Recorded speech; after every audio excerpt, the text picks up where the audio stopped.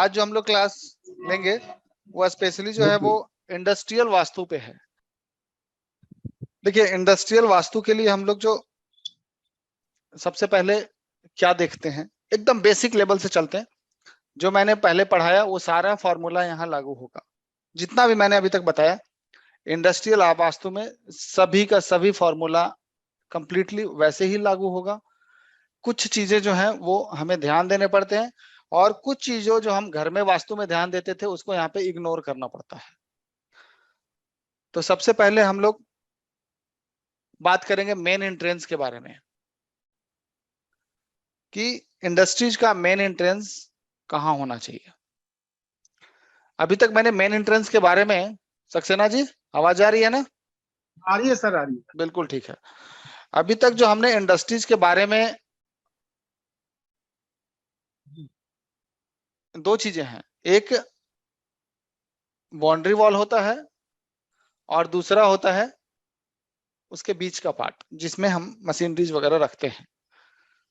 दो पार्ट होते हैं, एक होते हैं बाउंड्री वॉल जिसमें गार्डन वगैरह होते हैं, अलग गार्ड रूम होता है, और एक बीच में होता है जो मशीनरी का हिस्सा होता है जहां पे मशीनरीज लगे होते हैं, है ना? हमें दोनों का ही दरवाजा निकालने की जरूरत पड़ता है। तो सबसे पहले अभी तक मैंने जो बताया कि सबसे अच्छा दरवाजा कहाँ पे होता है, तो कौन सा नंबर का दरवाजा होता है? कौन सा नंबर का दरवाजा सबसे अच्छा होता है? तीसरा चौथा। तीसरा और चौथा, ठीक है। तो सबसे पहले इंडस्ट्री में हम बाउंड्री वॉल का जो दरवाजा लेंगे, जिसको आप कहिए कि परिसर में जो एंट्री करने का जो दरवाजा होगा, वो हम पूरे का सेंटर निकालेंगे जो कि पूरे बाउंड्री वॉल का होगा, और उसके सेंटर से हम देखेंगे कि थर्ड एंड फोर्थ दरवाजा कहाँ पे जाता है।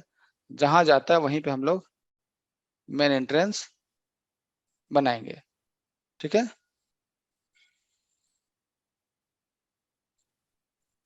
ठीक है, मेन एंट्रेंस हमने ले लिया कहाँ पे? तीसरा और चौथा। दूसरा, जो हमारा फैक्ट्री है, वो जो फैक्ट्री का जो प्रेमिसेस है उसका जो मेन दरवाजा कहाँ पे होगा, तो उसका सेंटर पार्ट लेंगे और उसके सेंटर से जो तीसरा चौथा दरवाजा होगा उसको लेंगे। यानी डोर निकालने के लिए बाउंड्री वॉल का दरवाजा पूरे कैंपस का जो मेन डोर होगा उसका हम लोग पूरे कैंपस के सेंटर के हिसाब से देखेंगे, और जो फैक्ट्री जिसपे मशीनरी लगा होगा उसका हम पूरे फैक्ट्री के हिसाब से सेंटर लेके देखेंगे। इसमें कोई डाउट है सक्सेना जी? नहीं सर, कोई डाउट नहीं। क्लियर है? इंडस्ट्री में जो सबसे इंपॉर्टेंट जो पार्ट है, महत्वपूर्ण पार्ट है, जिसकी वजह से इंडस्ट्रीज डूब जाती है अक्सर, आपने देखा होगा, वो क्या है? सबसे पहले है दो चीजें। एक, अर्थ लेवल पे, यानी जमीन के लेवल पे अगर कोई मिस्टेक होता है जो लेबलिंग करते समय, अगर वहां मिस्टेक है, आप फैक्ट्री में करोड़ों रुपए लगा दीजिए, कोई फर्क नहीं पड़ता, वो सक्सेसफुल नहीं होगा। दूसरा जो सबसे इंपॉर्टेंट पार्ट है वो है दरवाजा। दरवाजा अगर गलत होगा तो भी फैक्ट्री चलाने में दिक्कत होगी। तीसरा है मशीनरीज की लोकेशन। अगर कोई गलत जगह पे मशीन का लोकेशन है जिससे बहुत ज्यादा दिक्कत आ रही है, तो उसकी वजह से भी पूरा जो इंडस्ट्री का काम है वो खराब हो जाता है। यानी सबसे मेजर पार्ट क्या हो गया? एंट्रेंस, ग्राउंड लेवल की लेबलिंग, और आपका मशीनरीज की लोकेशन। और अलग अलग इंडस्ट्री में अलग अलग तरह की चीज होते हैं, कहीं पे टैंक बनता है, कहीं पे बड़े बड़े भट्ठी लगे होते हैं, तो जिस तरह का भी होगा उस तरीके का हम लोग वो चेक करेंगे। मेन एंट्रेंस को लेके कोई दिक्कत? सक्सेना जी? जी सर, कोई दिक्कत नहीं। आप ही को बोलना है, बाकी लोग म्यूट, ज्यादा लोग बोलेंगे तो दिक्कत हो जाएगा ना पढ़ाने में। सर जी, यस। मेन एंट्रेंस को लेके कोई दिक्कत नहीं है। दूसरा जो सबसे महत्वपूर्ण हिस्सा है मैं वो बताता हूँ क्या होता है, क्यों आखिर में दिक्कतें आती हैं। दूसरा जो सबसे बड़ा समस्या आता है वो है ग्राउंड की लेबलिंग। जैसे मान लीजिए ये फैक्ट्री है,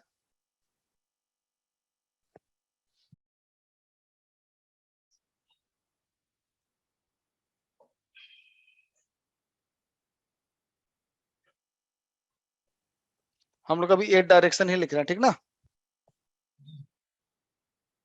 इसी से समझ में आ जाएगा आपको।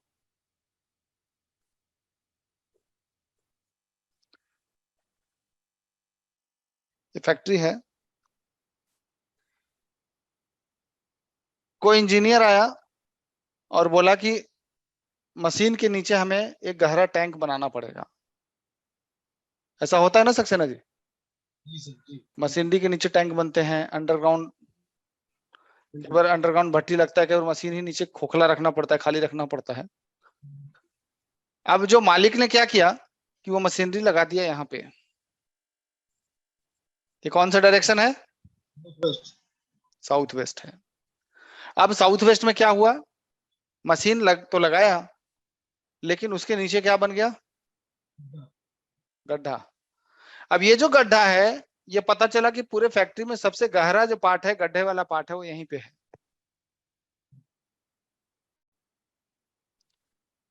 या वो गड्ढा साउथ में हो गया, या वो गड्ढा जो है साउथ ईस्ट में हो गया, या वो गड्ढा वेस्ट में हो गया। समझ रहे हैं? जो मैंने ये डायरेक्शन निकाला कि साउथ ईस्ट से लेके वेस्ट तक, साउथ ईस्ट से लेके वेस्ट तक अगर जमीन के नीचे गड्ढा हो गया, और वो जो गड्ढा है वो सबसे गहरा गड्ढा है अगर फैक्ट्री का, तो समझिए उस फैक्ट्री को आप नहीं चला पाएंगे। हमेशा कोई ना कोई अड़चने आएंगी, कोई ना कोई दिक्कतें आएंगी, और आप फैक्ट्री को प्रॉपर तरीके से रन नहीं कर पाएंगे। कभी भी कोई भी फैक्ट्री अगर फेलुअर होते हुए नजर आता है, आप सीधे उस फैक्ट्री के पास जाइए, जाके उनकी सिम्टम्स मिलाइए, वो क्या कहते हैं, डोर चेक कर लीजिए, और उसके बाद दूसरा जो सबसे बड़ा जो चेक करने का जगह है, वो आप फैक्ट्री के अंदर आप देखिए कि सबसे गहरा गड्ढा कहाँ है। आपको पहले ही पता चल जाएगा कि गड्ढा लगता है उन्होंने गलत जगह कर दिया, आप देखेंगे वहीं गड्ढा मिलेगा, और इसी की वजह से फैक्ट्री सक्सेसफुल नहीं हो रहा। अभी रिसेंटली मैं एक वास्तु करने के लिए गया था, पहले काफी ग्रो किया उन्होंने, छोटे कंपनी से बड़ा कंपनी बनाया। हुआ क्या कि अभी 6 महीना पहले उन्होंने ऑफिस को क्या किया, शिफ्ट किया एक ऐसी जगह पे जो कि 4 या 5 मंजिल नई बिल्डिंग बनी हुई थी, बेसमेंट भी था उसके अंदर। और वहां जाने के बाद उनका पूरा बिजनेस जो है वो अचानक से नीचे आ गया, डाउनफॉल हो गया। उन्होंने कई वास्तु वाले को बुलाया, कोई पिरामिड लगाया, कोई क्रिस्टल लगाया, कोई एक तो देवता इंस्टॉल किए, पूरे फ्लोर पे अलग अलग जगह पे कट करके, और देवता इंस्टॉल किए, कहीं कोई रिजल्ट बिल्कुल भी नहीं था। तो आखिर में ये सोचने वाली बात थी कि अचानक से सिर्फ 6 महीने के अंदर ऐसा क्या हुआ होगा कि ऑफिस में ऐसा लगने लगा कि अब सरवाइव नहीं कर सकते, अब 1 महीने के अंदर हमें बंद करना पड़ेगा, क्योंकि अब हमारे पास फंड नहीं है चलाने के लिए। तो जब मैं उस ऑफिस के बाहर जैसी मैं पहुंचा, गाड़ी लगी, तो मैंने देखा फेसिंग तो बड़ा अच्छा है, नॉर्थ फेसिंग है। लेकिन कभी भी ये ध्यान रखिएगा कि कोई भी ऐसा बिल्डिंग, ऑफिस अगर कोई नॉर्थ फेसिंग लेता हो, तो ये ध्यान रखिएगा कि नॉर्थ फेसिंग वाले बिल्डिंग में बेसमेंट ना बनाए। आप समझिए, जब बिल्डिंग का फेसिंग नॉर्थ होगा,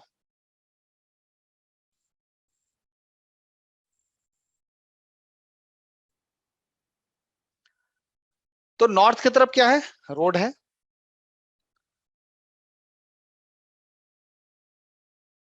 और रोड हमेशा ही ऊंचा होगा बिल्डिंग से अगर बेसमेंट बनाए हैं तो। और रैंप जो बनेगा वो हमेशा नॉर्थ से इंटर करेंगे। जब इंटर करेंगे तो कहां जाएंगे, हम साउथ की तरफ जा रहे हैं, तो हमारा जो नॉर्थ है वो क्या हुआ, ऊंचा हो गया, और जो सबसे गहरा पार्ट हुआ वो साउथ हो गया, पहली चीज। लेकिन मैंने देखा कि इतना डाउनफॉल इस ऑफिस में इस वजह से भी नहीं आया होगा। मेरे माइंड में एक सवाल आया, हम बोले साउथ में कुछ गड्ढा है क्या? उनको पता नहीं था, क्योंकि रेंटल था, उसका लैंडलॉर्ड कहीं बाहर रहता था। फोन करके पता किए, तो साउथ में जो लिफ्ट और सीढ़ी लगे हुए थे, उस सीढ़ी के नीचे सेप्टिक टैंक बना हुआ था, ठीक साउथ डायरेक्शन में। और उस साउथ डायरेक्शन में सेप्टिक टैंक की वजह से आप समझिए कि पूरा का पूरा ऑफिस को डिस्टर्ब कर दिया। मतलब कैसे, मैं बताता हूँ। पार्टनर्स में कम्युनिकेशन गैप होने लगा, स्टाफ कहते मन नहीं लगता, स्टाफ के बीच में मनमुटाव शुरू हो गए, एचआर हमेशा डिस्टर्ब करने लगा। यानी ओवरऑल मिला के पूरी ऑफिस की एनवायरनमेंट इतनी खराब कर दी। सबसे पहले हमें जड़ को पकड़ना है। 90% फेलुअर कंडीशन में लोग आते हैं हम लोगों के पास। फैक्ट्री है नहीं चल रहा है, तब आपके पास आएंगे। जब फैक्ट्री चल रहा है तो वो दिमाग लगाते नहीं कि वास्तु की जरूरत भी है, वो बोलेंगे वास्तु वाला सबसे मूर्ख होता है। 2-3 साल जब वो थक जाएंगे, जब अपने पूरी ताकत लगा लेंगे, जब फेल होगा तब वो सोचेंगे कि कुछ गड़बड़ हो गया है। तो इस तरीके से होता है। तो सबसे पहले मैंने बताया वेस्ट डायरेक्शन से लेकर और साउथ ईस्ट डायरेक्शन तक, अगर हम किसी भी बिल्डिंग के अंदर सबसे गहरा पार्ट रखेंगे, ऑफिस के अंदर सबसे गहरा पार्ट अगर होगा, तो वो हमेशा खराब हो जाएगा।